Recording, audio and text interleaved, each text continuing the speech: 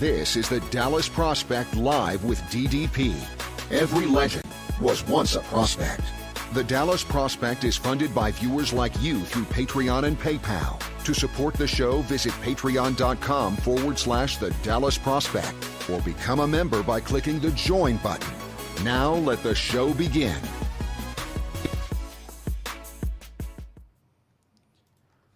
What is up, Maverick fans? We have ourselves a great Victory Thursday here. Yes, the Mavericks go into LA once again and get yet another key victory in their series with the Los Angeles Clippers. This was a hard-fought one. This really was. I'm not going to lie to you, I was a little bit nervous after the way the two previous games had gone in the series. I was concerned as to whether or not the Mavericks would be able to bounce back. Now, one thing that's immediately funny, Charles Barkley after Game 4 going on their postgame show, not that this matters, because, yeah, it's fuel to the fire for the Mavericks locker room seeing another commentator or analyst saying that they're not going to win another game, as Barkley did. But there's no insight to it. Those guys aren't on there because they have insight and perspective to offer on anything. It's just hey, we're entertaining and we're former players, all-time greats, so we can just come out here and say whatever. And, if we're right, we're right. If we're wrong, we're wrong. Doesn't really matter. So Barkley goes out there after Game 4 and says, Mavericks are done. They're not going to win another game. First of all, he said something similar earlier in the series. Now, he never said the Clippers were never going to win a game, but he did say the Clippers were going to get beat by Dallas in like 4 or 5 games in that regard. Like, he basically said, the Clippers are done, and then they won 2 straight. And then he flips to saying the Mavericks are done. Now Dallas comes out, takes Game 5, a pivotal Game 5 as well, and everything is turned on its head at this point because the game changes once you get through 5 games in a series. The game in a grander perspective. Stay with me. Teams that win Game 5 in a series, oftentimes, majority of the time, go on to win the series. Let me see if I can find that exact stat here. It's something pretty staggering if I recall. It's something like 80% of the time, the team that wins Game 5 goes on to win the series. And that is a big benefit to the Mavericks here. Last year it played against them because Luka hit that overtime game-winning 3 over Reggie Jackson. That tied the series at 2. And then the Clippers won games 5 and 6. But this time it's not so much the concern here because Dallas is on the right side here. It is a very, very strong performance they roll out with. I'm going to be honest with you, though. The Mavericks got the win. It was a hard-fought win. Luka was brilliant, especially through the first 3 quarters, especially in that first quarter. Opens the game 5 of 5 from 3, 19 points in the first quarter. Absolutely mental what he was doing. 27 points at the half. He was a house of fire. However, he did cool off in the fourth quarter, and it's interesting that in the 3 Maverick victories, Luka has been, by his standards, incredibly pedestrian in the fourth quarter. Now, Game 3, which they lost, he had 10 fourth quarter points, but Game 1, he had, 1 point? Game 2, he had 4 points? Yeah, 4 points. And then now this last game, he had another 2 or 4 points in the quarter. He didn't close well. I talked about that in the instant reaction last night. Missed his last several shots. You could tell fatigue had caught up to him. And after the game, he was saying, I was taking bad shots there. I was shooting too much. He did shoot, I think, a playoff career high in terms of field goal attempts. Something like 37 shots. That is crazy high. 17 of 37 for Luka. And so you have some people who want to point to, online trolls who don't really watch the game or want to give their perspective as if Luka had a really bad game. But the fact of the matter is, Luka, in his game, in his performance, still put forth a big game for Dallas here. Let me see here. This is from Dalton Trigg on Twitter. Luka shot 46% overall from the field, 50% from three, had 14 assists and 8 rebounds in a win, a 105-100 win. And Dallas needed every ounce of what Luka had to give him, despite the fact that he's still dealing with the neck strain, the cervical strain in that regard. And it's not appreciated enough because, yes, Tim Hardaway Jr. does eventually crawl to 20 points in this game and 7 rebounds. He has 5 big points for Dallas in those final minutes, knocks down the first 3 before KP's three-pointer. So he pushed it from 4 to 7, and then KP a moment later on the next possession gets a 3 off a Luka assist. That puts it to a 10-point lead. And then Hardaway makes the first 2 of those final 4 free throws for Dallas to put the bad boy away. Took a 1-point game with less than 10 seconds left and put Dallas up 3. Dallas gets another stop on a Kawhi missed 3, and then Josh Richardson finishes it off at the line. So Hardaway had a big performance in that regard, but he was 3 of 10 from 3, 6 of 19 from the field, and 20 points that he got to at the final stretch. It very much mirrored Game 3, where Luka had 44 points. Again, this game, 42. He had 44 points in Game 3, and the next leading scorer was actually Jalen Brunson off the bench with 14. Very scary parallels there for Dallas, but the defense was vastly better. And while we might look at that and we might say, well, hey, the points in the paint were drastically down, in large part because Dallas made a lineup change. They put Boban Marjanovic in the starting lineup. You got a 7-3 and a 7-4 guy in that starting lineup.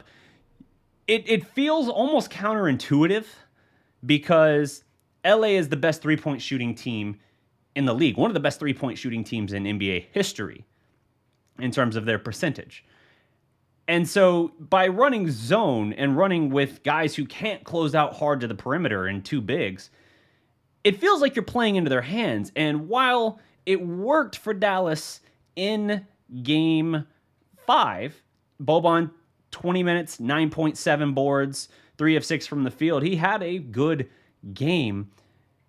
It is worth pointing out that were it not for the fact that the Clippers missed a lot of threes in this game, it is probably a different play. It plays out differently. You had the Clippers shoot 37% from 3. Again, lower than their usual average. The usual average as a team is like 41 or 43%. So you're down in that regard. Reggie Jackson hit 6 threes. You had Marcus Morris make, how many did he make? He made like 4 threes. Let me check this here. I actually have the box score pulled up. 4 threes, 4 of 8 for him. Reggie Jackson, meanwhile, goes 6 of 12. There are 10 of the 14 makes for the Clippers from 3. Kawhi Leonard, meanwhile, was 1 of 7 from 3. Paul George, I think, had 3. So the Clippers didn't shoot the ball well. While the interior defense was much better, maybe that's the trade-off Rick Carlisle was willing to make. Everyone said, go small, go small, go small. Instead, he went as big as he possibly could, essentially. And the trade-off was the scoring in the paint, which had been automatic for LA, especially in games 3 and 4, but really the whole series, drastically reduced. I don't have that exact number in front of me. If someone in the comments has it, by all means, let me know. How many points in the paint did LA score in this game? Because I know it was a drastic reduction to what they've been scoring. Kawhi Leonard ends up with 20 points on 7 of 19 from the field. The quietest game I've seen from him this series. He has been an absolute terminator for them, and he was very, very, very mortal, I thought, in this game. Paul George, 23 points. He was the leading Clipper scorer. The thing with the Clippers is, while they didn't have one guy run wild, they were very balanced. 16 out of Morris, 20 out of Leonard, 23 out of Paul George, 10 and 7 out of Batum, who was a plus 18 for the game. Incredibly efficient for him this series. Reggie Jackson, 20 points as well. Like, off the bench, they only got 11 points by playing 3 guys. Rondo, who in 21 minutes had 1 point, 6 assists, and 2 rebounds. Now, he also was 0 of 6 from the field, including 0 of 3 from 3 with an air ball that Mark Cuban absolutely loved. He did play good defense on Luka. He did throw him off just a little bit when Luka was otherwise cooking, but his impact was minimal. Zubac's off the bench 20 minutes, 6 points, 11 rebounds, including posterizing Boban. Hey, that's great, but you know what? There's a trend there. As StatsMuse points out on Twitter, the Clippers are 0-3 in the series when Zubac plays more than 18 minutes. That's one of those things. That's where we talk about the chess match. Just like we saw in Game 4. Now, it didn't materialize in Game 4 to make a difference because Kawhi was unconscious in Games 3 and 4 in terms of like shooting 70% from the field, just obscenely efficient. It didn't translate in that regard.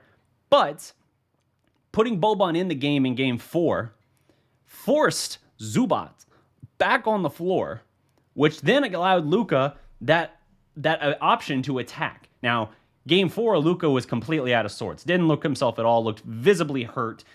They spent basically the entirety of the time between games 4 and 5 just icing, massaging, resting, everything they could for Luka to get him situated, and clearly it paid off.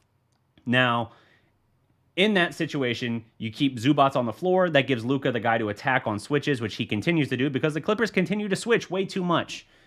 They've scaled it back just a little bit, but it's still something that I think Luka is using and abusing, and that's great for Dallas. So in that regard, the chess match move by Rick works. The trade-off of not giving up points in the paint, of doing better on the rebounding front. What was the rebound heads up here? Dallas lost by 2 on rebounds, 47-45.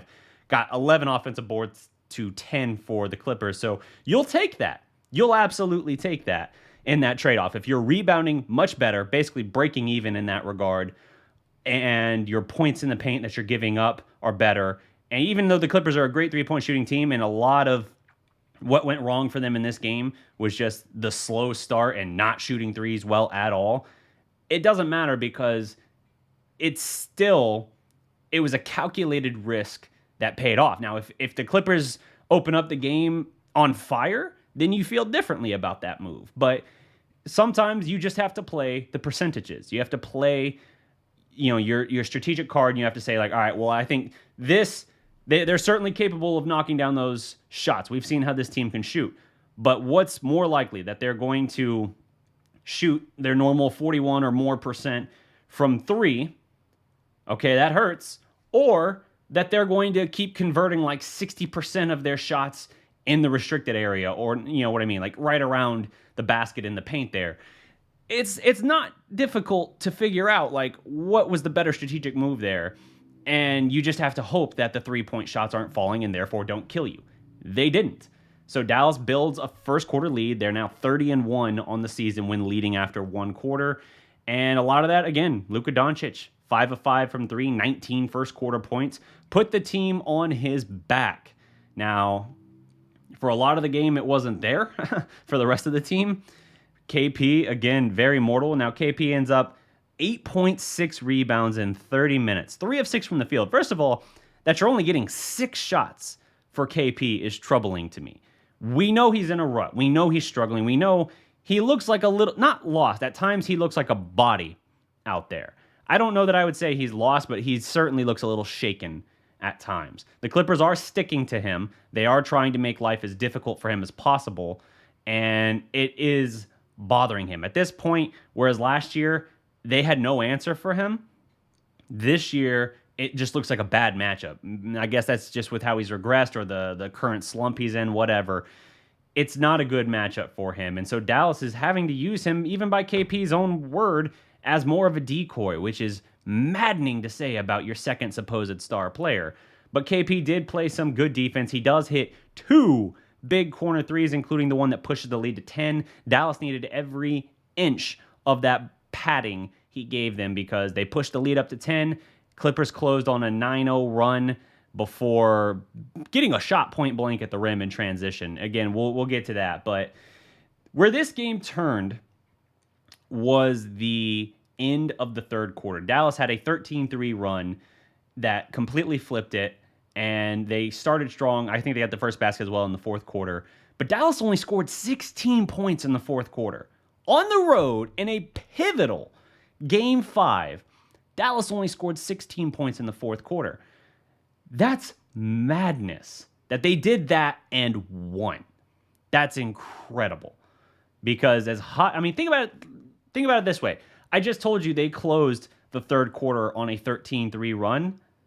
They scored 16 points in the entire 12-minute fourth quarter. If that game had one more minute left on the timer, it really felt like LA was going to seesaw back ahead for good. Like, that's how close this was. Now, you play the game as it is. You take advantage of the situations there. Dallas, and I'm not trying to take away from Dallas's defense. Dallas, easily their best defensive performance of the series. Dorian Finney-Smith, 5 steals. Good Lord, take a bow, sir. We don't care about the championship belt defensive player of the game thing in the playoffs, obviously. But Dorian Finney-Smith might have been a hard day at work in terms of his scoring. Only 8 points on 2 of 9 shooting, including 2 of 6 from 3. But Dorian Finney-Smith, 5 steals, made life difficult for LA there.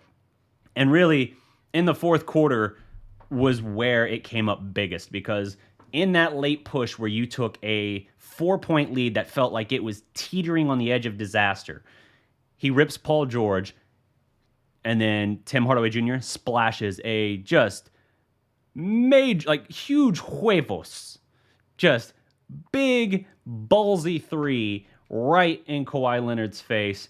Big balls right in Kawhi Leonard's face. This analogy has gone off the rails. But knocks down that 3 to push the lead to 7. Paul George comes back again, gets ripped again. Dallas hits then the 3 to KP in the corner. That is stupid momentum shift. They went from down 4 with the ball driving with a guy who has played well in this series, Paul George has. Even last night, 7 of 15 from the field. He by no means was poor in the game. Hell, he had 3 blocks. Paul George getting 3 blocks. He's a good defender, but that's surprising in that regard because, he was doing a little bit of everything. So, 10-point swing. Then they come back again, and Paul George nearly turns it over again. Stumbles, kicks it out, and it leads to... Now, I think LA did get a bucket, obviously, on that possession, because like I said, Dallas went up 10, and then the hammer started swinging back the other way immediately. Hammer does not swing back. A pendulum swings back. There you go. But LA puts together like a 9-0 run in like a minute 13. And it's bad shot by Dallas, a deep, heavily contested 3 for Luka at the end of the shot clock. Just a bad possession that resulted in a stupid, tough shot. Then you get the Luka trying the Dirk fadeaway from where if it was in Dallas, he would have been shooting over the silhouette. But he's leaning too far. He looks like he's almost more falling than he is in control in that regard. That's a miss. Goes the other way, and so you had a Reggie Jackson 3, and then you got the Marcus Morris 3. Again, 6-3 for Jackson, 4-3 for Marcus Morris. And suddenly, just like that, you're like, ooh, this got tight real fast. Then you get another miss for Dallas. They come back, and Kawhi Leonard gets an and 1 on continuation. Rough stuff. So this game was very precarious. You got just enough from your other guys. KP, again, credit for the huge 3. Not a good game for him offensively, but credit for that big 3 he hit in that regard. Rebounds are still not what I want. 6 is not enough for KP, given what we've seen of him the last 2 years. But you get the big play from him. You get Tim Hardaway Jr. stepping up and delivering big, not just that 3 over Kawhi, but he knocks down those 2 free throws. When it's a 1-point game with less than 10 seconds, he pushes it back to 3, forces LA to basically attempt a 3. And, I guess you don't say that they forced them to. LA chose to do that. Put them in a position where they were pressured to attempt a 3.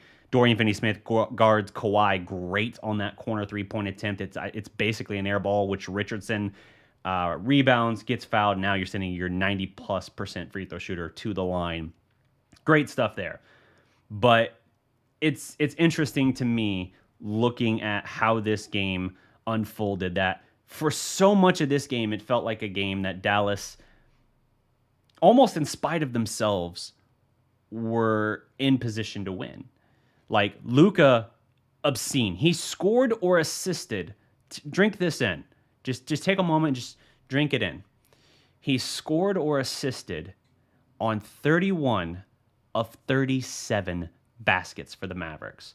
That is obscene. The only two players in NBA history, other than Luka Doncic now, to have done that are in a postseason game are Allen Iverson and LeBron James. That's the list. That's incredible.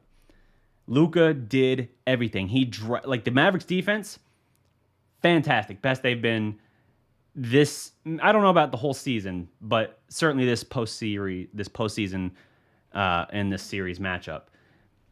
Stupendous.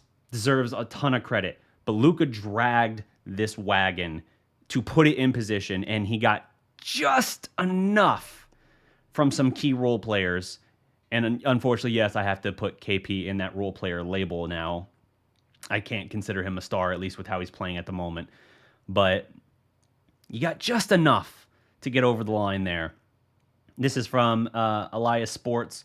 Luka Doncic became the first NBA player in the last 25 postseasons to record 40-plus points, 7-plus rebounds, and 12-plus assists through three quarters. He's the first Maverick to have 40-plus points through three quarters. Incredible stuff. Let me see here.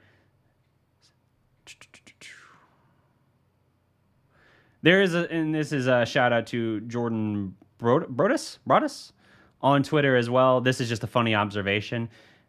So elsewhere in the playoffs last night, the Atlanta Hawks completed a 5-game series win over the New York Knicks.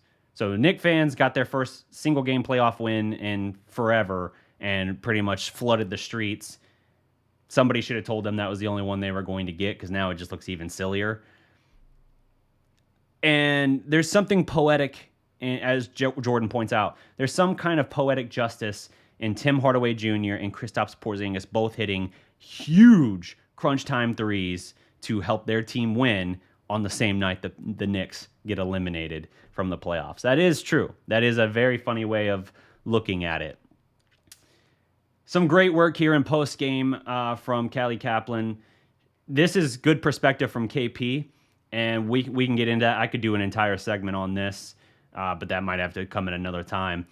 After the game, Kristaps Porzingis on what he's learned about himself in this quieter role he's had in this series. KP says, quote, "Whenever things don't work out how you expect or how you want them to work out, just stay in the moment, stay calm. I've matured a lot in these 2 years, and I think that shows." End quote. KP, it's been a very humbling series for him, especially considering his thunderous performance in Game 3 against them last year, the 34-13 performance. So it's disappointing to see how he's dropped off. He has regressed. He still can make nice plays for you here and there. He had obviously a 20-point game in Game 2 on an 8 of 12 performance. He's had flashes, but he's not having the kind of impact. He at times is just a body on the floor, and that really stinks. Now, he got, I think, a lot of minutes in the fourth quarter last night, which honestly worried me a little bit, but he comes through with the big shot, so got to be glad you had him out there for that moment when Luka recorded his 14th assist. Josh Bowe points out on Twitter as well, during that Mavericks 13-3 run, when they flipped the game on its head and took what had felt like LA was pretty firmly in control, and instead Dallas made their run and never really looked back, it all resided with Zubac on the floor. LA left him out there the entirety of that run to close the third quarter when Dallas took control of the game. Now, I'm not going to say they never looked back, because LA stuck right there with them, down 4 or 6 points pretty much the entire way. But it was a major turning point in momentum, and they didn't adjust. They never got Zubac off the floor, even though Dallas was going at him and abusing him. That's just incredible to me. He's one of those guys he's a good player, but man, can he be exposed in some ways. And Doc Rivers kind of had that tendency as well last year with like Montrezl Harrell, for instance, keeping him out there to the detriment of the team as a whole. And, Harrell, man, I've never seen a guy go from 6th man of the year to literally not getting minutes in a postseason game faster. Like, he stayed in LA, is with the Lakers, who were down 3-2 and desperate, and he's not getting hardly any burn. That's incredible to me. There's got to be something more to it, but Zubats has stayed on the floor a lot, and in any game he's played more than 18 minutes, LA has lost. Now, he got that dunk on Boban. Hey, that's great. That was a huge thing where the Clippers bench went nuts. Steve Ballmer fell out of his chair, practically messing his pants, but it didn't matter because it still was playing into what Dallas ultimately wanted, keeping him on the floor and allowing them to go at him. Let's see here. This is from Brad Townsend on Twitter. He has comments from Luka post-game. Luka, at 22 years old, to have this perspective is pretty incredible, I think. A lot of maturity and absolutely the kind of face of the franchise ownership that you would hope for from a star. He says, quote, "I played terrible. I've got to play way better." Guy had 42 points, 46% from the field, and 50% from three, 14 assists and 8 rebounds. And he starts off his press conference with, "I played terrible. I've got to play way better." Continuing his quote, "I took too many shots." Townsend goes on to say that he went out of his way to compliment his teammates' play and declared, quote, "We've got to win, and that's what matters." That is very true. Excuse me for a second. So, incredible grittiness from the Mavericks, holding on to take this victory because it was anything but assured. They had to battle. KP was never an all-star, says Home Soul. He made the all-star team. He just got injured before the game, so he didn't play in it, but he was an all-star. Incredible stuff from Dallas, just a gritty performance. I'm trying to find the exact stat on the percentage of times the winner of Game 5 in a series tied 2-2 goes on to win the series, but I know it's really high. Dwayne Price on Twitter has another Carlisle quote on Luka. Quote, "Luka Doncic is one of the toughest players I've ever seen, ever been around. He's just a warrior-type guy that happens to be one of the very best players in the world. He's the engine that drives our offense. There's no secret there." It's pretty impressive. Luka also last night became the only player other than LeBron James to have 40-plus points, 14-plus assists, and 8-plus rebounds in a playoff game in postseason history. It's incredible the number of lists and exclusive company and records that Luka breaks or company he joins. And the fact that this is his third year. And we're already in this perspective where you're looking at it and it's like, dude, even if he somehow didn't get better, he's already an MVP caliber player. Even if it's just like, all right, well, he doesn't rise higher, but he sustains this. Okay, great. You can certainly build around that. Like, you've got a top 10 player, probably top 5 player certainly right now, and being able to work around that and build with him at your core it's such a boon for the Mavericks, such a great benefit to have. Now, this offseason is going to be critical. We'll get into that another time, but they have to do something this offseason because it's your last best chance to build around Luka before his huge money deal hits. And with KP's contract already on the books, which, depending on how this offseason works out, you could move on from that potentially, but you would be doing so with limited return. You have to do something. This is your last best chance to do it before Luka's big money deal hits. You got a lot of key guys coming up, so you have to really, really perform big if you're the front office here in the offseason. But again, we'll get into that another time. Rick Carlisle started his post-game press conference, says Callie Kaplan on Twitter, by saying KP was super patient, did a terrific job defending. He didn't get a lot of touches because they were hugging him the entire time. He called KP's corner three-pointer late in the fourth quarter, quote, arguably the biggest shot of the year. I think Carlisle, that he's leading off with that, tells me he's trying to keep KP mentally in it. He's trying to immediately go out there and make clear, like, hey, I'm still not getting what I need out of KP, but He did have a huge shot for us. I want to recognize that, and I want to try and build that confidence a little bit because we sure as shit need him in these last 1 or 2 games. Game 6 is going to be in Dallas, I believe, Friday night.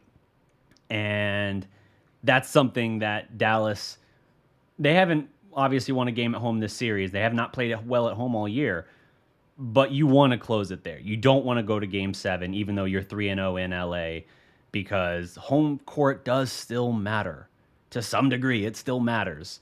And I don't want to get into a Game 7 with a banged-up Luka with another 42 or 44 or whatever minutes on him after Game 6 and be squaring off with Paul George and Kawhi Leonard and a cast of role players for LA who have woken up. They might have been sluggish, the role players, through games 1 and 2. Salute to our new subscriber, James Foster. They might have been sluggish through games 1 and 2, but they woke the hell up in games 3 and 4, and they continued that into game 5 last night. Dallas's role players, meanwhile, were scorching in games 1 and 2, dropped off the map almost entirely in 3 and 4, and even last night weren't great, but did enough. The defense was good, and they had some timely scoring that allowed them to elevate towards a key victory there. I mean, look at the minutes for Dallas last night. 45 for Tim Hardaway Jr. That is stupid high. 3 minutes of the game he was on the bench. Luka, 43 minutes. Dorian Finney-Smith, 40 minutes. Kristaps, 30 minutes. Boban, 20 minutes. Now, Boban number 20 minutes isn't huge, but for Boban, that is huge. That is way more than you play him typically in a game. 22 minutes. Shout out, by the way, to Dwight Powell. This is a Dwight Powell appreciation moment here. Dwight Powell played with great aggressive energy, 8 and 7 with 2 assists, 3 of 3 from the field, 2 of 2 at the line with a steal last night off the bench. I'm wondering why he wasn't playing more in this series prior to last night. He brought incredible energy as Dallas was really getting going with that 13-3 run. There was a play where he was in the corner on the baseline. A shot goes up. 4 Clippers are there. Dwight Powell, salute to our new subscriber. Dwight Powell makes a beeline to the ball, jumps into a swarm of 4 Clippers, and grabs the board, kicks it out for a possession that I believe ends in a Tim Hardaway 3. That is phenomenal. That is such a big moment there for him to make that play. And that's just something they haven't had enough of in this series. They have not had enough energy and lift off the bench. And it's why I keep pushing for some Josh Green minutes. Now, he's not the same position, obviously, as Powell. And I'm not saying play him 20 minutes like you played Powell, but I would like to see 6, 8 minutes maybe out of Josh Green. Salute to our new subscriber. Sidir, what is up? Sidihi? I tremendously apologize if I'm saying your name wrong. By all means, let me know in the comments how to say it, and I will get it right. But I would like to see more Josh Green because I think he can bring a lot to it. You were desperate enough in Game 4 to go to Trey Burke and play him 9 minutes in that game. Now, it didn't have near the same impact in that game as it had the year before in the bubble when he played the Clippers, and he was basically a Jalen Brunson type for them in terms of 12 points, shooting like 43% from 3 and all of that. But I'd like to see you give a similar opportunity to Josh Green. Now, I know to go to that reach, and we know Rick doesn't play rookies a lot anyway, you're really... Ooh, I'm going to need a pronunciation on that. But salute to our new subscriber. I know you're really going to have to reach deep into the cards up your sleeve to pull out Josh Green in that situation. A rookie in that tense and high tension of a situation. Tense and high tension. Repetitive nonsense garbage, I say sometimes. And I guess some people who don't like the channel would probably say that summarizes my entire platform, but whatever. I think you could get a lot of benefit, provide a major spark this team needs in a key moment. Hey, from England, what is up? Faraz? Again, I'm terrible with pronunciation on some names. Apologize for that, but salute to everybody in the house here. I don't know how many people we actually have actively watching. I'm curious now that I say it. Let me check. And I'm going to read off some comments here in a second, too. 183 people watching. That's what's up. Apparently, I need to be running live streams every morning. But in this situation here, okay, I got it right. That's good to know. In this situation for the Mavericks, I think they need to. They don't need to sit back and wait. Salute to our new subscriber, Jakun.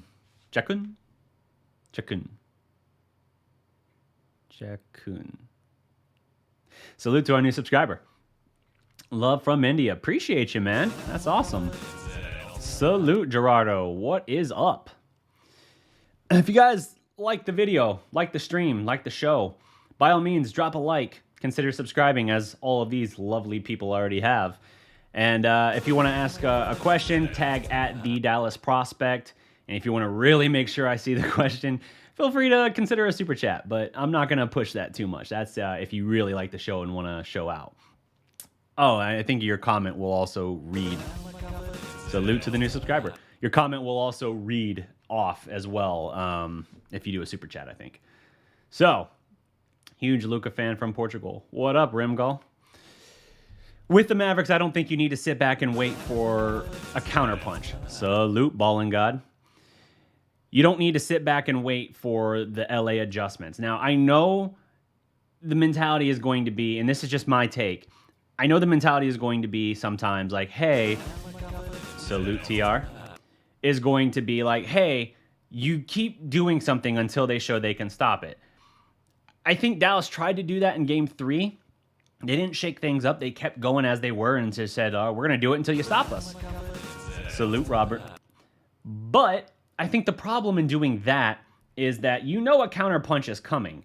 And if you do what you've already been doing, they're going to know how to counter it. They've seen it for an entire game now. They have film that they've been studying on what you did, so they know a counterpunch. And like I said, in the first quarter of this game, you running Boban out there, while he was effective for you, a lot of that forced you into a zone, which plays largely into the greatest strength of LA, and they just weren't connecting on threes in the first quarter. So, like, it worked, but I don't know that you could say that's something you should bank on. And I think as a result, Dallas should change it up again. They come out expecting a left jab, you throw a right hook. Throw something different at them and see if you can keep them on their heels. Don't let them come in with a game plan and you just play into that game plan. Like, all right, we're going to come in trying to stop this. Oh, good, they're doing this. Don't do that. Throw something different out there. And I'm not saying you have to completely abandon everything that worked in Game 5. Obviously, you don't want to abandon everything, but you can't come out with the same exact approach. And I don't know how they're going to shake that up. I don't know what adjustment they're going to try and make, but I think they can still find some minutes for some of these energy guys off the bench. Because right now it feels like if Luka's not in the game, there is no offense. 31 of 37 baskets last night were scored or assisted on by Luka Doncic. I know I said that earlier already, but it bears repeating. Salute, Brendan. And to the one or two other ones that have come by in the last couple minutes. It bears repeating because it is such an incredible stat, and it shows, right? Salute, Randy. The brief stretch of time that Luka was off the floor in that fourth quarter, the offense struggled. Now, like I said, the offense only scored 16 points in the fourth quarter. Salute, Matic. I'm going to do this game a lot, apparently. They struggled in the fourth quarter, only 16 points, despite getting the win. But as soon as Luka came back in, the good things started happening. Salute, Mladen. Salute. It was an immediate impact for this team, but they got to get that secondary creator. Now, a name that in the offseason does intrigue me, that Rangers King keeps hyping up, is Kyle Lowry.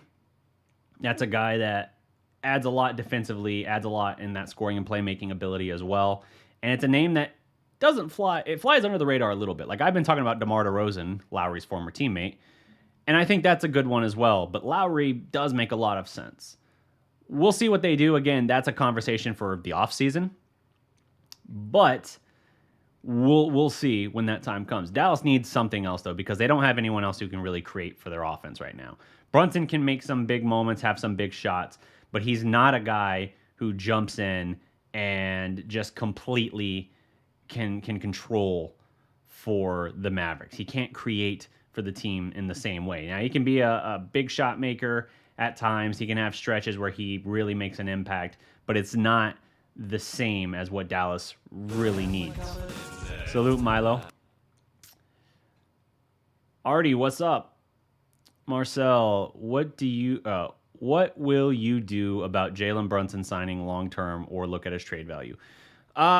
I want to see what contract we're looking at for Brunson. I want to see what he's wanting in terms of that, because I would like to keep Jalen Brunson. He does have good trade value, like you said. He's definitely a bench player, a second unit guy that most any team would want.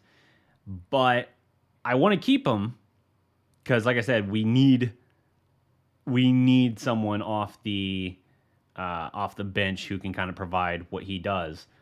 But at the same time, I don't want to overpay to keep Brunson. He's a good locker room guy in that regard. He's not Seth Curry. I see mentioned there.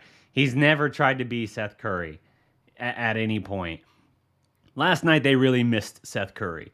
Now, someone was talking to me about like game 3 and 4 that they missed Seth Curry. Maybe game 3 you can say, because they lost by 10 and the role players cratered. Like I said, Luka had 44 and the next highest score was Brunson off the bench with 14. Game 4 wouldn't have mattered because the team went from shooting 50% or more, or I guess 47% in game 1, 50% in game 2, 53% or something in game 3, from shooting obscene from 3 through the first 3 games to absolutely cratering with like 18%. So yeah, you might have had Curry out there and he might have hit 3, 4, maybe 5 threes, but it wasn't going to make the difference in that lopsided loss in game 4. So it's a conversation, man. Like I'm a huge Seth Curry fan. I lauded him on the Mavericks both of his 10 years here. I wish we had kept him. In hindsight, I was wrong about what Richardson would bring, although Richardson has hit some majorly clutch free throws for Dallas late in the regular season when they were trying to move up the standings, and in this postseason as well. Major free throws there from Richardson. So you got to call out the credit to him for what he has certainly earned and deserves the credit for. But he has not been what I thought he would be coming to Dallas. I thought he was going to be someone that could come into the game and basically be our 3-and-D weapon, that he would challenge Hardaway for that role of really the third man in Dallas, because I always thought Hardaway wasn't quite an ideal fit on that front. And I was like, yeah, he can do it, but it's not really a consistent thing you can bank on. And so I thought Richardson could step into that role and be that 3-and-D guy for us, as good of a perimeter defender as Dorian Finney-Smith. And again, he's had flashes, he's had moments, but last night he played 6, count them, 1, 2, 3, 4, 5, 6 minutes. That's harsh, but he also hit the 2 biggest free throws that officially iced the game and put it out of reach. Talk a little about Golden State Warriors offseason. I don't talk about Golden State Warriors. This is the Dallas prospect. I don't do overall general NBA talk, although I've considered it, but this is largely just Maverick stuff right now until I have more time to expand out. So, with that in mind, I think Richardson, the trade, it made sense in the long term of what you were trying to do, and we'll have to see what the extra draft pick turns into, like what he's able to become. Let me see here. What he's able to become. But I do think that, what the draft pick's able to become in that regard, Tyler, was it Hinton? We'll see. But I don't know why those all show is deleted. we'll see what they're able to do with that. I understand the philosophical shift, trying to go to more long, rangy, athletic 3-and-D type players in that regard. And Curry is second all-time efficiency 3-point shooter. Salute, Chewy. Obviously provides a huge lift to this team, but there are certain limitations with him as well. And so I think in the long term, the move, while it didn't pan out like I thought it would with Richardson, I still think it was a pretty good move. Now, I was under the impression that Richardson had already opted out of his contract for next season. It turns out that's not the case. It's just that he and Dallas, before the season started, declined to discuss a new deal. It was supposedly a mutual agreement that they weren't going to discuss an extension at that time. And so I thought he had already opted out of that so he could be a free agent this summer. Well, it turns out that's not the case. And I bet now he's willing to pick up his option because, one, it's probably more money than he would get as a free agent right now. And it gives him another chance, not in a COVID-impacted season, to raise his value. I think he's better than what he's given us, but Rick Carlisle thought he was, quote, a perfect fit. He said for years, which means it could have only been 2 years, for years he thought from afar that Josh Richardson would be a perfect complement to Luka Doncic. Well, for what he thought he would be and what he could bring to the team, Tyler Bay, yeah. It didn't pan out. It hasn't panned out. And I think it'll be better if he opts in and still is with Dallas next year. I think it'll be better than what we got this year. But I don't know that it's going to be what they thought they were going to get. I don't think we're going to get Miami, Josh Richardson, in Dallas. But we'll see. KP trade. It'll be discussed. At this point, I think you have no choice but to discuss it because it's a ton of money to a guy who... Now, there's a couple things to consider here, right? On one hand, assuming nothing happens between now and the end of the season, regardless if the Mavericks play 2 more games or 15 more games, however many it takes to win a title, assuming nothing happens to KP health-wise, it'll be the first time in 3 years, really since the ACL injury, that he hasn't had a rehabilitation offseason. And also consider how short this past offseason was. Dallas brought him back after 10 games. They probably should have left him out longer because he clearly wasn't physically ready yet. I think it hampered him throughout the season. I don't think he was ever completely right. And so I don't know that even with his regression being what it is, and we've seen how bad it can be, I think he's still better than what he's shown this year. So if he's healthy this offseason, maybe Dallas takes one more crack at it, at least, until the trade deadline to see, like, okay, can you be the old unicorn? You're a ripe old 25, 26 years old. Can you still be the unicorn for us? Can you be Bubble KP again? Because that guy, that was tantalizing as hell. That was like, dude, with Luka and Bubble KP, we're going to run roughshod over the league in the next 5-10 years. If that guy's gone, whether it's through a healthy offseason and it's just not there when he comes back, or there's another setback, then I think Dallas has to cut bait. I think they have to really, really consider it.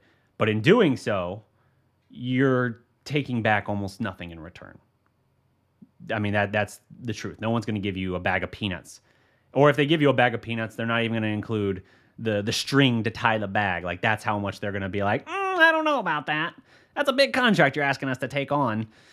And I don't know if I really want to give you something in return for it. Like, I don't know. I don't know what they're going to end up doing in that regard, but I think they're going to have to consider whether or not they move on from KP this offseason. He's 2 full years into a 5-year deal. They got the Luka extension looming. And as I said, this is a crucial offseason where they have to find a pairing next to Luka.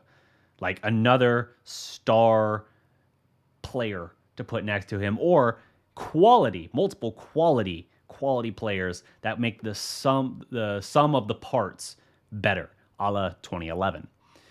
Now, a good point that I heard, I think listening to, it was The Ticket, the Hardline specifically yesterday, was the Mavericks, as it relates to the Mavericks as it relates to the championship year, the defensive guys never get credit that they deserve. Shawn Marion was an absolute monster.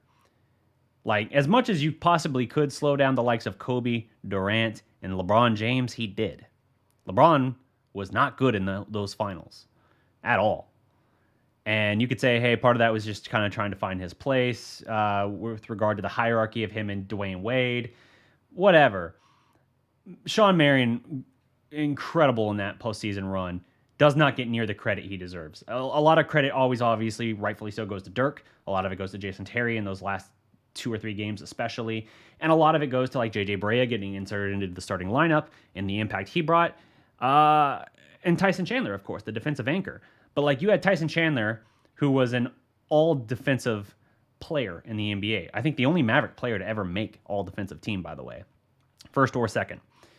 And you had him. What up, Aram? You had him.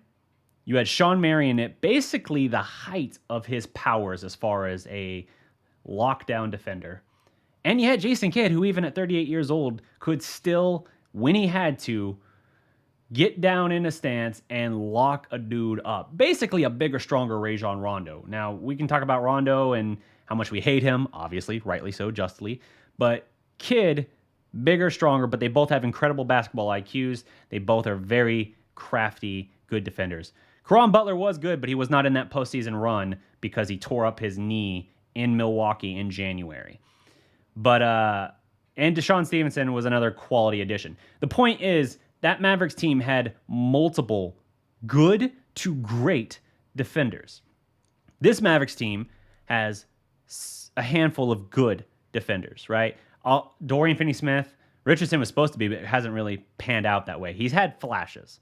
But Dorian Finney-Smith, Maxi Kleber, maybe Josh Richardson. Luka can, do some good defense at times as well. Underrated in that regard. But it's like, they don't have great defenders. We were penciling in KP there for a while, but that's kind of dropped off now. Now it's like, oh, he was good tonight. He didn't really do a whole lot defensively, but he didn't get abused, so therefore he was good. Like, that's a low bar. We used to say it when, like, oh, he had 2 steals and 3 blocks and contested a lot more shots at the rim. That's when we would say he had a good defensive game. So the bar lowered in that regard. But even still, this team defensively is not the same as that team.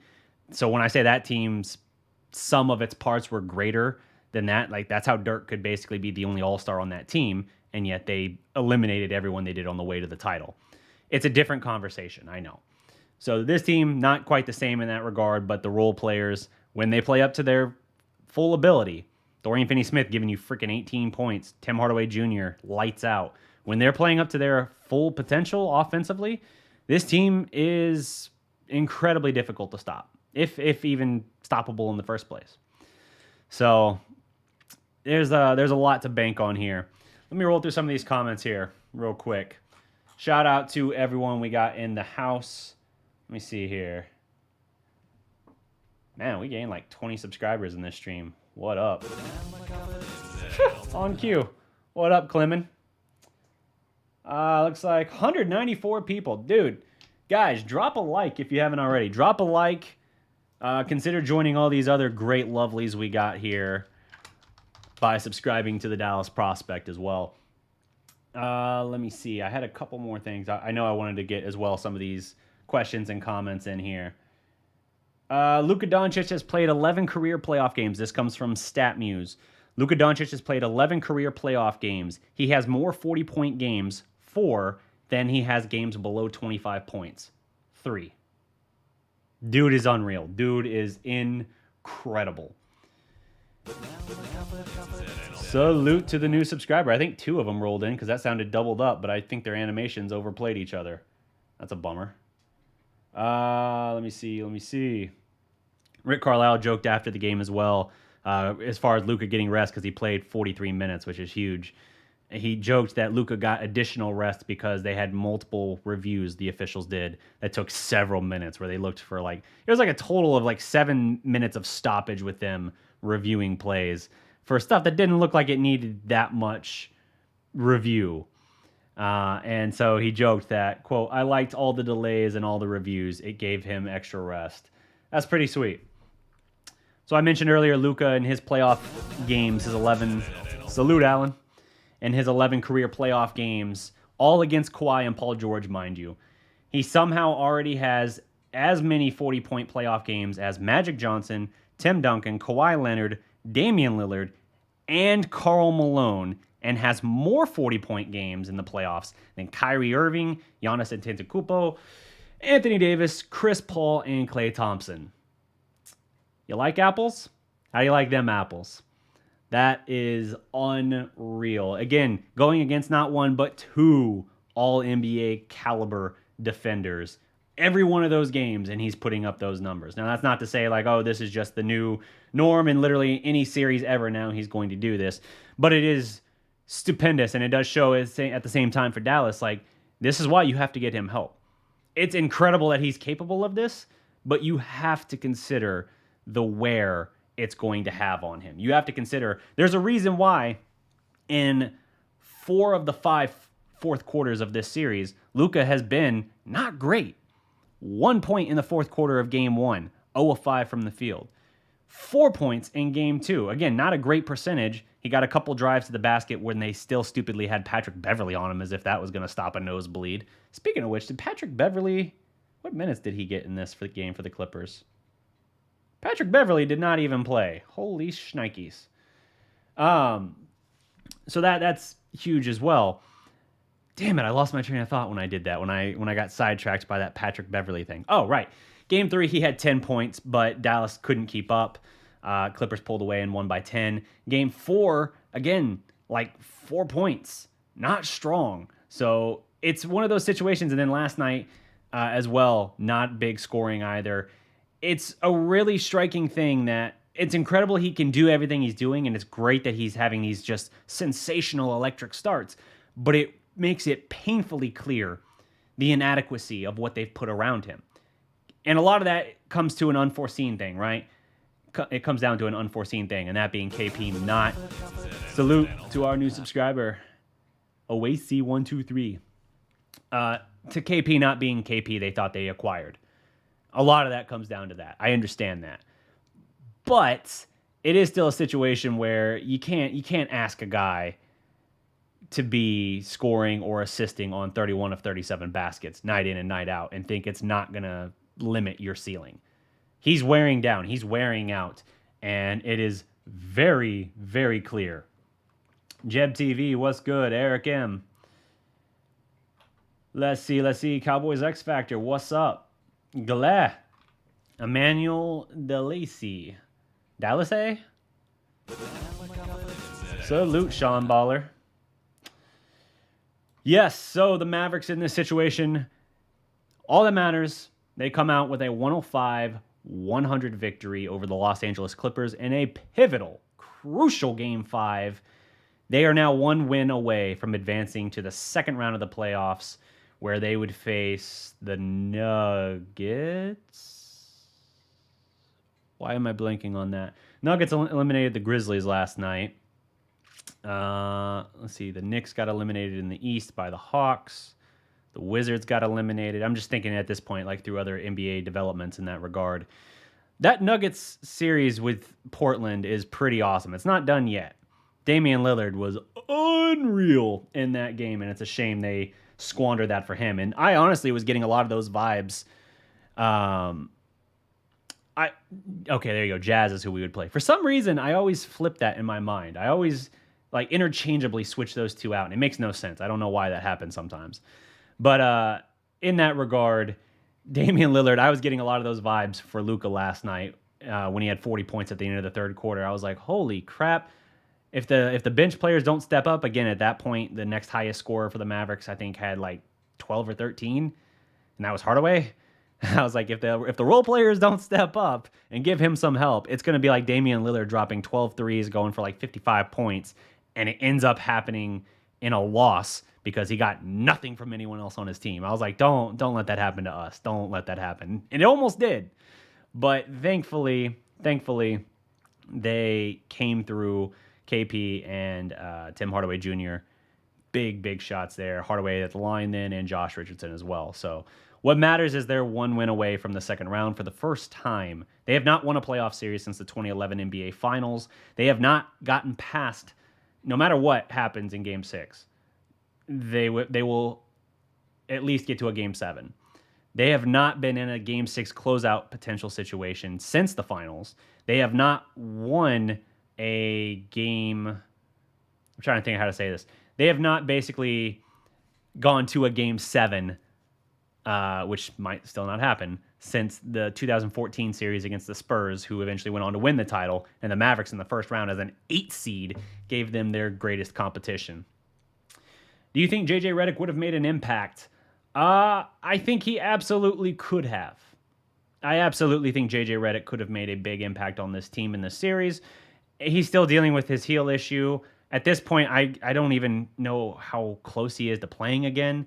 We heard before the series even started he wasn't going to play in this matchup with the Clippers. I'm curious how close he is, because if they do get past LA, they desperately need him because they need three-point shooting. And especially with Dorian Finney-Smith coming back to earth, especially with Tim Hardaway Jr. still hitting big moment threes, but he's not scorching like he was. He's starting to cool a little bit, and that's concerning. So you need someone like JJ Redick out there, and he's one of those guys that can hunt, run off screens, and curl around and all that, make guys chase him. Really, the first Maverick I can think of since, like, Jason Terry, maybe, to kind of fill that role, and that's a lot of... just having him out there, it's not just the spacing he brings by his three-point shooting. It's the attention he draws by curling around these screens and running around and getting himself those looks. Even if he's just a distraction out there, it's still something the defense has to look for. Adrian, what's up? Let's see. I don't know what we can do versus the Jazz. I was confident in the Mavs versus Clippers, but the Jazz are an entirely different animal and will get treated better by the refs than the Clippers. Man, I don't know. The Clippers get some seriously favorable calls, man. Kawhi Leonard's chucking forearms every time he drives to the basket, and he never gets called for an offensive foul. Do I think Kawhi will come to Dallas? He's got a player option. I don't see it. If the Clippers get eliminated in the first round, it's very possible he does opt out. They just locked up Paul George midseason for a long-term deal, so his good friend Paul George is there, but, and it is his hometown, too. That's not to say he couldn't just try to go to the Lakers, finally decide, like, oh, whatever, I'll go do that, but because LeBron's regressing, Anthony Davis is still health issues. I think the reason he chose the Clippers over the Lakers is because he didn't want to be the third wheel, and even if he was vying for the role of second, I don't think he wanted to do that, to play that subsidiary kind of role to LeBron. And so in that regard, the Clippers made sense because he could still play in his hometown team, still go to a team that could pay him the max, and they were able to pressure the Clippers into making that obscene Paul George trade with Oklahoma City, where if the Clippers, let me put it this way, if the Clippers lose to the Mavericks in this first round series, after blowing the 3-1 lead last year in the second round, and then Kawhi Leonard opts out and leaves, that is a franchise, not sinking move, but that sets them back 5, 6, 7, 8, 9, 10 years. Potentially.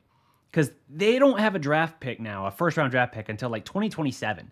They gave the world to OKC in exchange for Paul George. And think of this, too.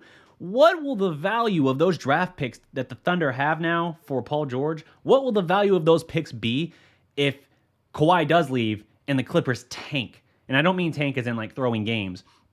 I mean like tank in terms of crater. Like the team just drops off and becomes a basement dweller in the Western Conference. Salute, Iker. Think about how high those draft pick values are going to be. That is scary to think about. Not just in terms of like what that could mean for that franchise, but for OKC and what they could become drafting all those guys. The Thunder have an embarrassment of riches in terms of first-round draft picks the next, 10 years. It's obscene, the number of draft picks they collected, trading guys like Paul George, Russell Westbrook, even Chris Paul. They've got so much draft equity at this point. They could basically go throw a masterful deal to anyone to go acquire a superstar. Be like, oh, you want 7 first-round draft picks? All right. I mean, that's close to half of what we got, but if we're acquiring this guy, sure. And, I'm not saying that's going to be like movement one on their list, but still. The Clippers are in a very precarious situation here. So the potential of Kawhi opting out, if he left the Clippers, there's a chance he stays in LA and just goes to the Lakers.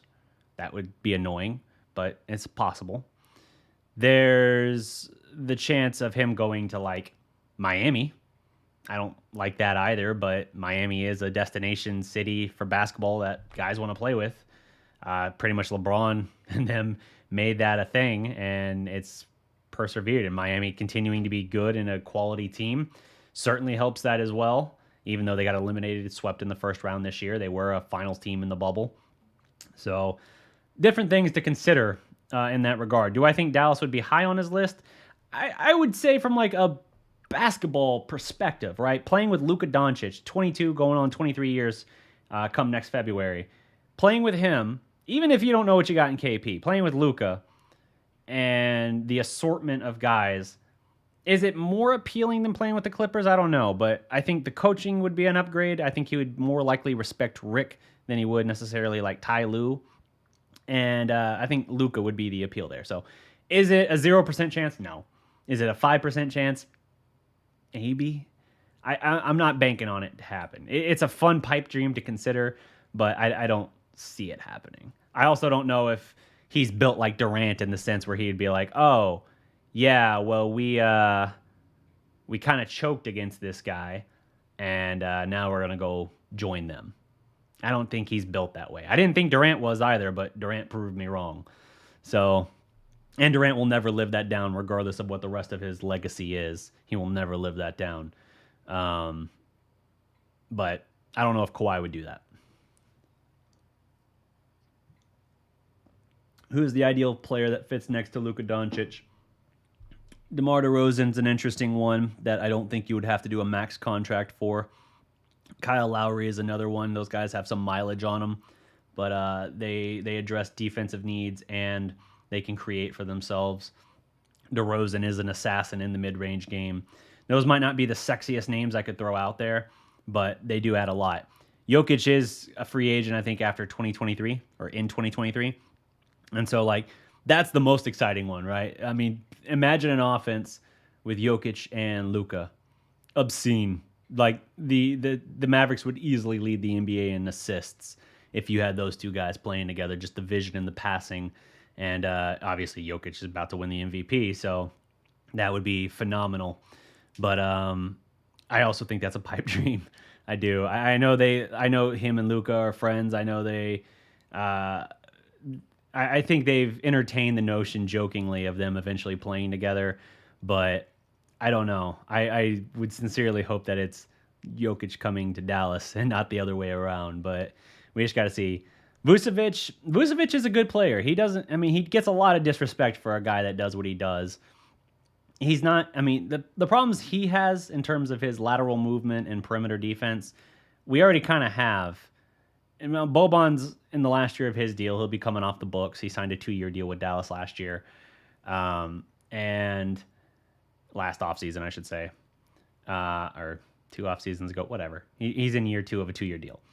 KP, you got him for a while, but he's got those lateral issues as far as guarding around the perimeter and switches and all that.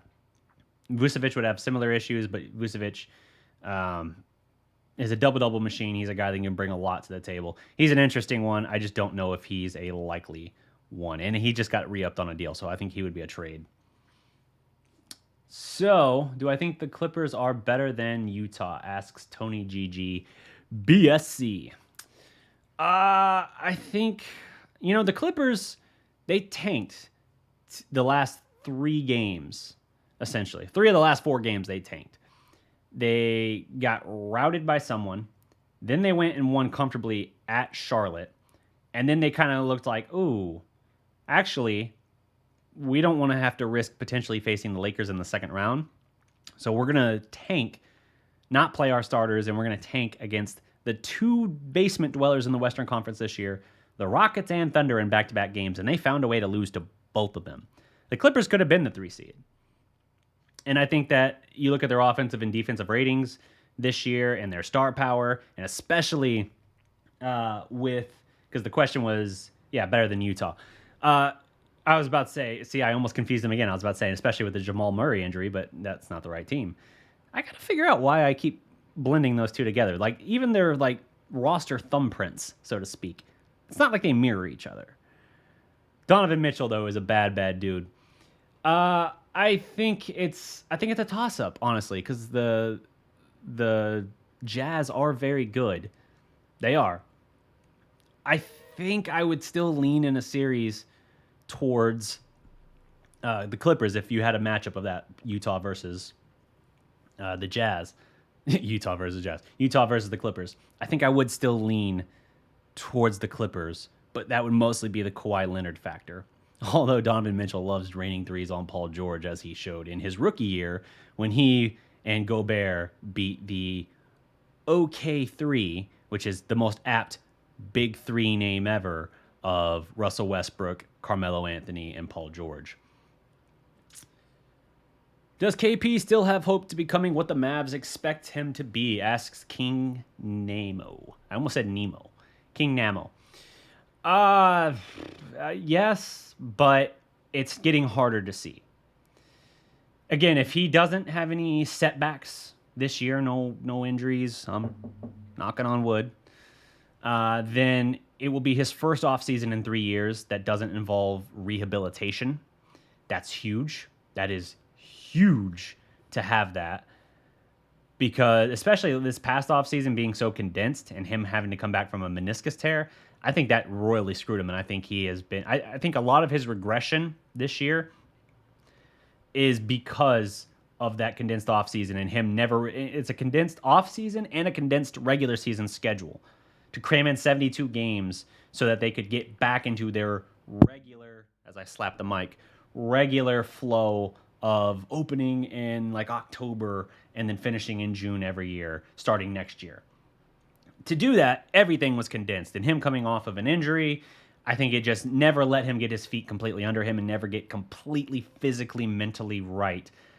So I think a lot of it can be chalked up to that. That said, if he can't stay healthy, if he has any more setbacks, I think the notion of really what earned him, keyword earned, the unicorn name is kind of gone. Not necessarily permanently, maybe he could get it back down the line, but I think the aura of it is gone. And the bubble KP, I don't know if we'll see that guy again. I sincerely hope so. I said coming into this series that they needed bubble KP, and yet here they are up 3-2, and the closest they got was game 2 when he had 20 points and 4 rebounds. That's not bubble KP. Bubble KP was 30 and 10. Now, he did shoot 8 of 12 from the field that game and have some good defense, but we'll see. I think they should trade KP once his value rises. The question is, when would that value rise? I want KP to work out in Dallas. I do. I really want it to work out. I don't think Dallas necessarily is doing everything in KP's best interest, if that makes sense. I think in a lot of situations, they've been overly cautious with him, and somewhat justifiably so. But I also think the way that their offense runs and the looks and touches he gets at times never really allows him to get into any kind of flow. And the fact that he stands out there so much on the three-point line reduces his effectiveness. It basically makes him a 7'3" distraction or decoy, as he himself has said. And I don't think that works to his benefit. Now, Silas, before he left in the offseason, this past offseason, to become the head coach of the Houston Rockets, he was who installed the Mavericks offense, and he got the most out of KP. So maybe with a healthy, proper offseason and, working with like that setup, which again, that's not even in consideration at this point because Silas is gone. Maybe you could still get that from him. Maybe a more consistent version of bubble KP, by which I mean just him being there more and longer. Because if you look at last year, January to, and again, there's a 2-month gap, so it's going to sound extreme when I say this, but like January to August or September, whenever the season wrapped up for Dallas last year, KP was a machine. An absolute machine. There were some duds in there, but he was largely the unicorn again. He was playing his best basketball of the year, and that certainly raised his value. And then especially in the bubble when he was I don't know why I'm putting this in quotations. It was the thing. It's to me a dumb distinction that the NBA just tried to do. All bubble first team with Luka. Okay, cool. We had an 8-game regular season wrap up, and he was considered the best big man, the best center, I think is what they listed him as. Salute, Amba.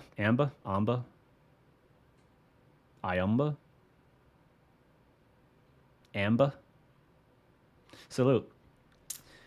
When he had that designation. So if they can raise his value, I don't know. But at this point, if you're giving him, that's a key word.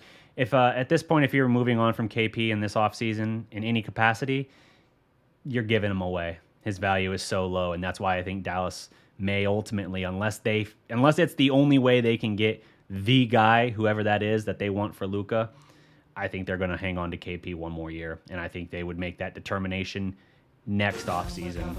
Salute, Charles, our new subscriber. I think that's when they would make that decision on KP in his future, ultimately, as next year. Guys, we are 10 subscribers, as I drop my phone. We are 10 subscribers away from 4,600. That'd be really sweet, as I channel, apparently, my inner Jim Carrey to hit that marker, if at all possible, during this stream. Let's see.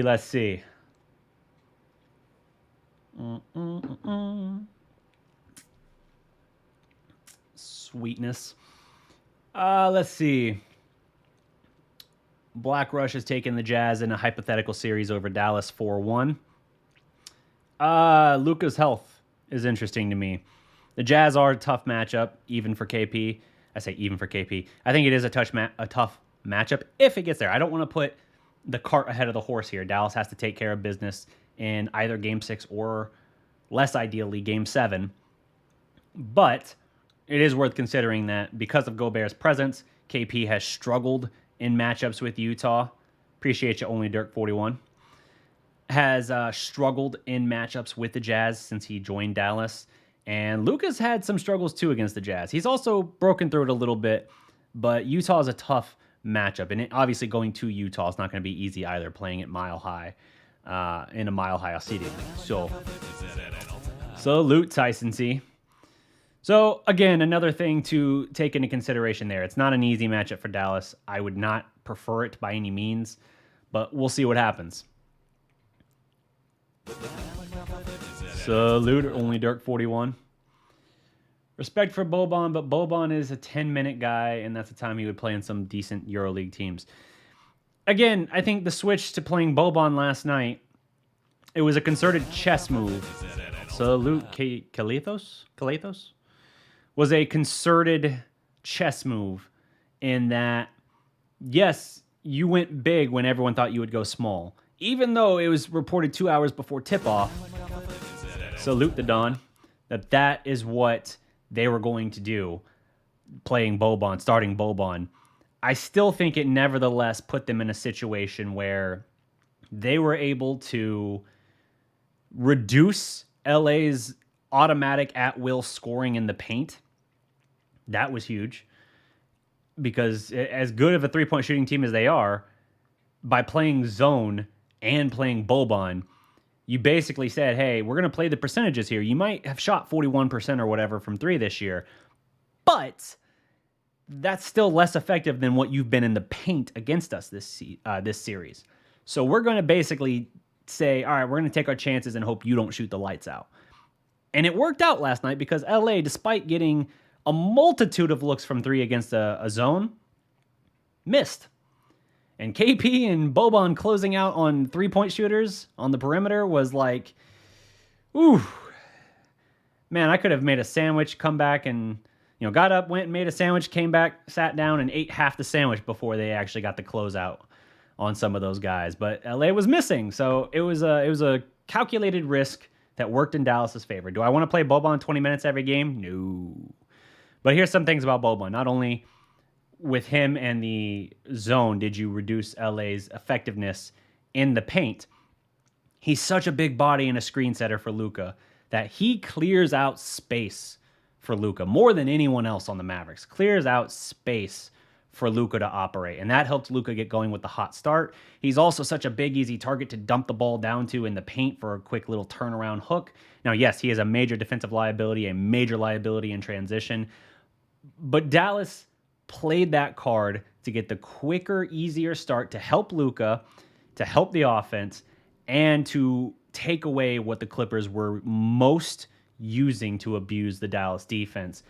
And at least for last night, it worked. Do I think it'll work if you ran the exact same strategy out there in game 6 or 7? Probably not. Probably not. I think LA's already, already knows what their adjustments are going to be. And that's why I'm a proponent of not waiting to see them in a game counter your move. I think you should have a new strategy to try and throw them off, to try and change it up and get it where like they haven't had 2 days to fully prepare for exactly what you're going to do. In the cases of something that you're great at, you can have elements. That's not to say you always have to change it, right? You have some teams that are just great at what they do, and it's like, dude, we can tell you exactly what we're going to do, and you're not going to be able to stop us. We're just going to come out here and repeatedly beat you in the face, and you're not going to be able to stop us. Doesn't matter that we're telling you that we're about to punch you in the face. We're going to do it, and they can't stop you. Those cases are different. Dallas is not one of those cases, especially defensively. Not one of those cases. You can't bank on that. So I think you have to change it up and try and keep them off balance.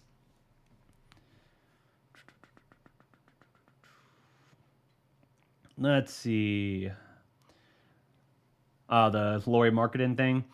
Yeah, I saw that, the rumor thing about Lauri Markkanen wanting to play in Dallas with Luka and KP. Here's the thing, man. I think he's a very good player. He is inconsistent. He's not as big of a contract right now as like KP, but it is a situation where if you had him and KP together, I think that's a terrible defensive front court. And I think your perimeter defense would be atrocious in that regard. And I don't know that I want a different brand of essentially the same kind of guy necessarily. So I don't know. If you're keeping KP, I don't really want to go that route. But I do like Markkanen as a player. It's just I don't know the fit here is as perfect necessarily. Dwight Powell had a great game here. I wish he had gotten more minutes in the other games. How about Dwight Howard to Dallas on the bench? He is the opposite for KP. They did famously go balls out to try and get him in like 2013. Failed to get him as he went to Houston. And then responded by actually largely salvaging their offseason in an incredibly underrated move when they acquired Monte Ellis. Monte Ellis for a year and a half was phenomenal in Dallas. Unfortunately, it didn't go beyond that, but still, the Rondo thing blew that up, and then Monte fell off the earth in Indiana and was out of the league within like 2 or 3 years. But I think for Dallas, something that they should take real consideration at, I'm getting on the phone and I'm calling Indiana. It's a trade.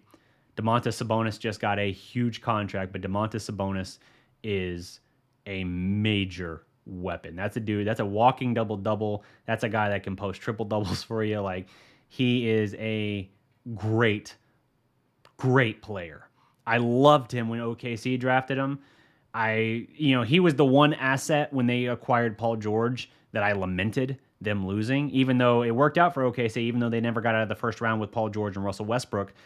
They still acquired, obviously, all these draft picks and then flipping Paul George. So they gave up way less to acquire Paul George than what they got in return for him, because they also got Shai Gilgeous-Alexander and Danilo Gallinari for Paul George last year. So they made out like bandits flipping the value of that. And they probably set themselves up for a real contender run over the next decade as these draft picks start rolling in. It might take another 3, 4, whatever, maybe 5 years even before it all materializes. But theoretically, with the draft picks they have and that front office's track record of drafting, they should be able to build a monster of a team in the coming years. Now, Sabonis, great player. I would get on the phone because Indiana is in such disarray.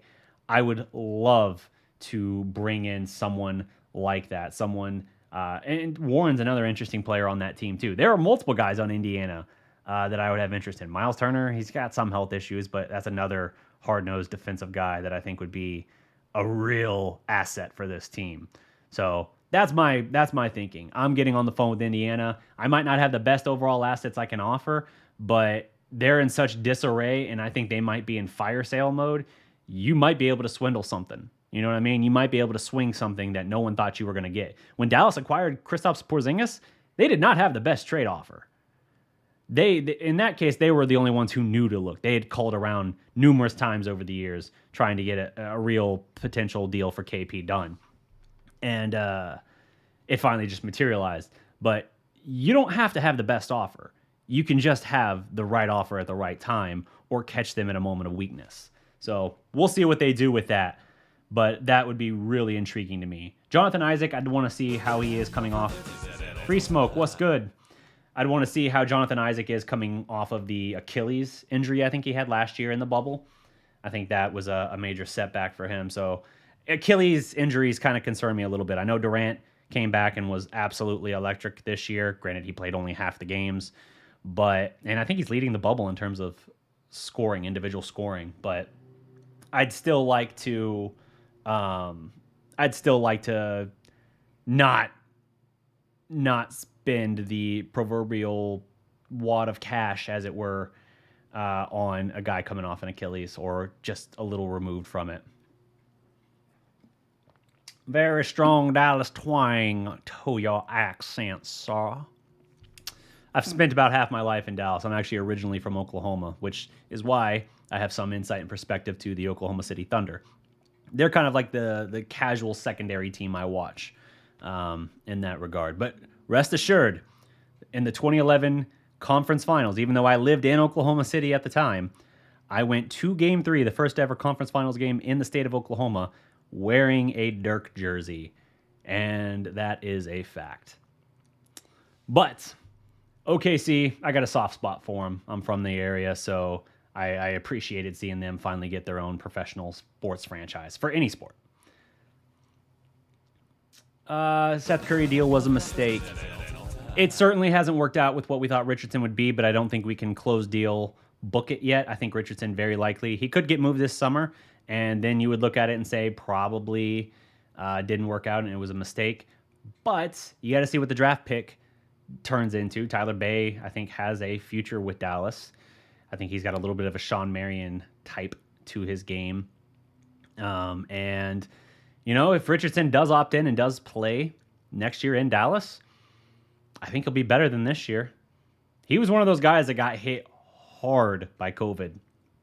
Like, one of those guys that missed extended time. And I don't remember if it was him. It was him, Maxey, and Dorian who missed considerable time with it.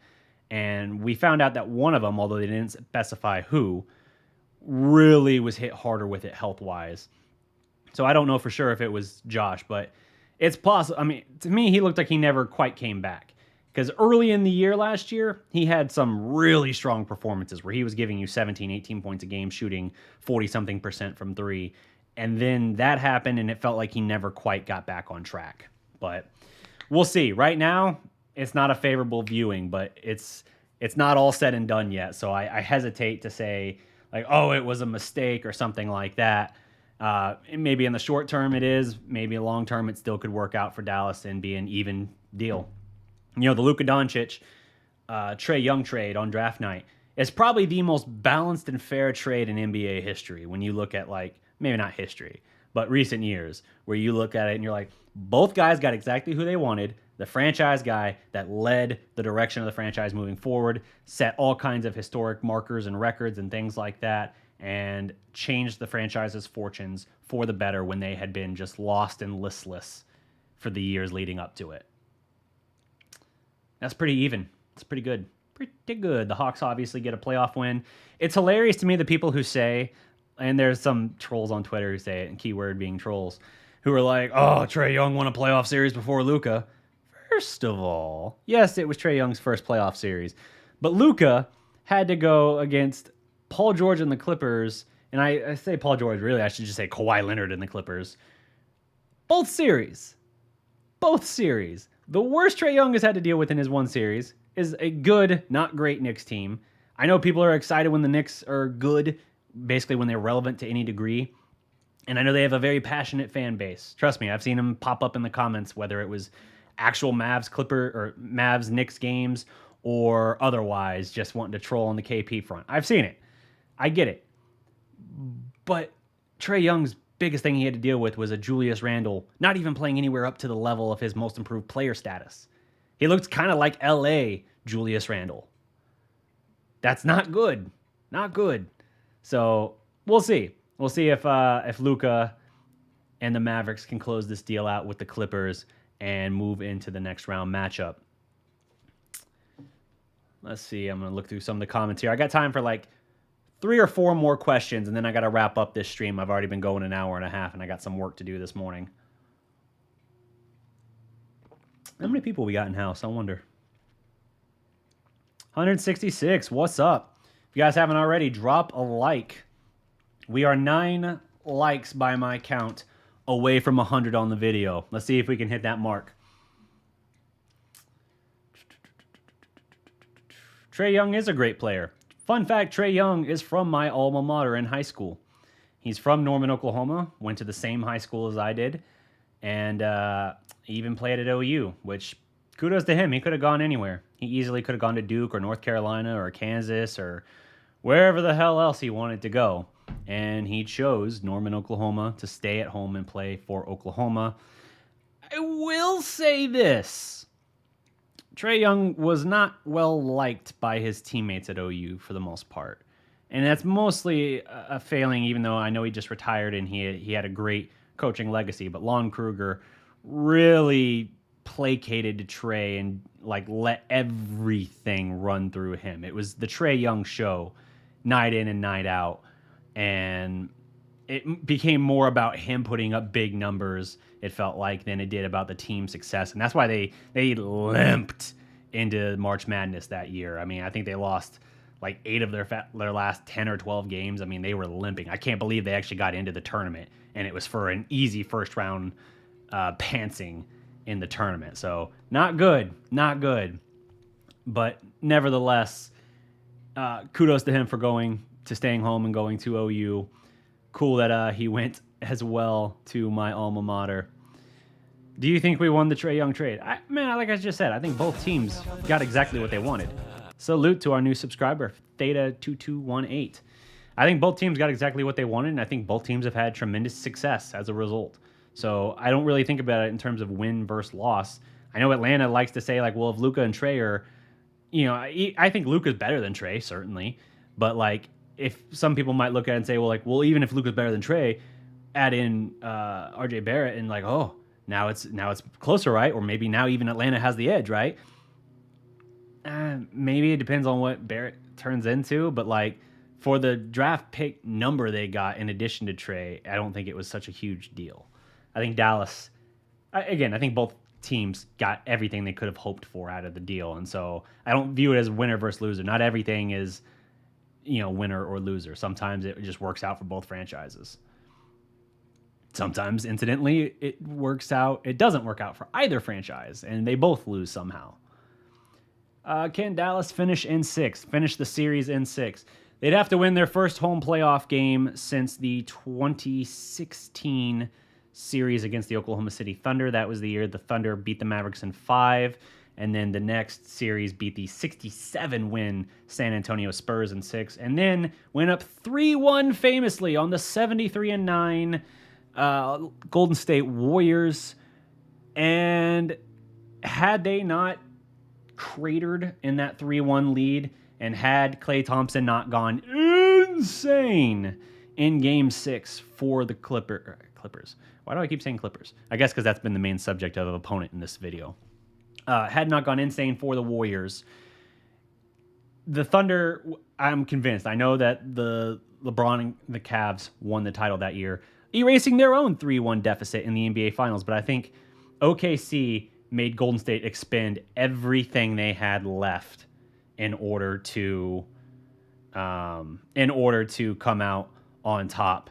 And once they built up that 3-1 lead against the Cavs, and then they had that unfortunate for them. Suspension, I think, of Salute Trey.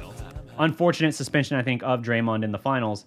It just set up in a way where they were able to overcome it. But I think OKC would have had... I think Dirk probably has the greatest... Dirk and the Mavericks probably have the greatest championship run ever in terms of like the number of MVPs and future MVPs they had to go through. And I think OKC, had they actually completed that gauntlet, would have had the greatest run ever. Again, 67-win team in the second round, and then a 73-9 team, the most wins in a regular season ever, in the final or in the conference finals before LeBron and the Cavs in the finals themselves. But the point of that statement, as I got dragged into the wilderness there on a different tangent, was to say that the Mavericks, to win in Game 6 Friday, would have to win their first home playoff game since 2016, because they had a couple years where they didn't go, and then we had the bubble. So it's been a minute, but they're going to have to find a way to win that, and it's going to be tough. It really is. I think Dallas, for their chances, they need to win in 6. I know they're 3-0 in LA. I know they are the only team in NBA history to be undefeated at the Staples Center, and that's my general thinking. I could be wrong, but I am almost certain that that's the case. Again, yes, 5 years, but they had 2 years not in it. Then they had a bubble, and they haven't won this year. So it's 4 seasons if you look at that. But still, I think the Mavericks are the only team in NBA history to be undefeated in the postseason at the Staples Center. But I'm not banking on staring down Kawhi Leonard. I know Kawhi and the Clippers folded in against Denver last year in the bubble, despite a 3-1 lead, and they both played like crap in Game 7 when they got eliminated. But that was also Jamal Murray playing out of his mind, Jokic being phenomenal as well. And I don't like the prospect of another Game 7 and banking on another dud from Kawhi and George. Paul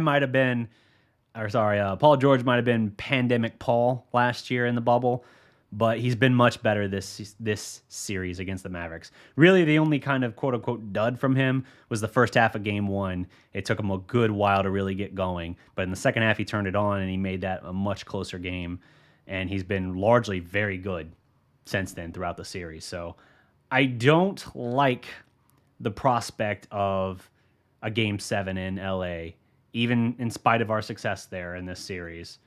I would much, much, much rather close it out in Dallas. And I think it's important for the team's morale, because at some point I know you're a 5 seed, so you're not going to have a home playoff series regardless. I get that. But you still need to be able to win. If you want to have any hope of doing any further damage in the postseason, you're going to need to be able to win at home. And if you can't get it done, you're not going to go really any further. Finish the job in Texas. That is the word. That is pretty accurate. I think if you go to Game 7, you're not likely to come out on top, regardless of how Game 6 goes down, whether it's a thrashing if it's for you, you're advancing. Whether you get thrashed, knock on wood, or you lose by 1 point on a buzzer beater or something, regardless of how it happens, if you have to go to a Game 7, I don't like your chances. But that will do it for my time, guys. Thank you so much to everyone who's been watching. You guys are awesome. I think if we got anyone who wants to do a last-minute subscribe, we are 3 subscribers shy of 4,600. Let's see if we can hit that number. If not, no worries. I'm not going to hang around and hold up everything here. I know we all got our various days to go about at this point, but it's a 105-100 win for the Dallas Mavericks. They lead 3-2 in the series. This is a golden opportunity for them to close the deal Friday night in Dallas and move to the second round for the first time, winning their first playoff series in a decade. Unbelievable in that regard, that a franchise that had 12 straight seasons of 50-plus wins, and a team that was contenders for more than a decade, for them to be in a decade-now-long slump just trying to win a playoff series is incredible. So let's close it out. Let's get it done. If you haven't already, like the video, drop a comment, subscribe to the Dallas Prospect for more content. And until next time, remember, every legend was once a prospect. Peace. Uh-oh. Uh-oh. Uh-oh. Stop it, OBS. Stop it, OBS. All right, peace. This is the Dallas Prospect Live with DDP. Nailed Every it. legend was once a prospect. The Dallas Prospect is funded by viewers like you through Patreon and PayPal. To support the show, visit patreon.com/the Dallas Prospect or become a member by clicking the join button. Now let the show begin.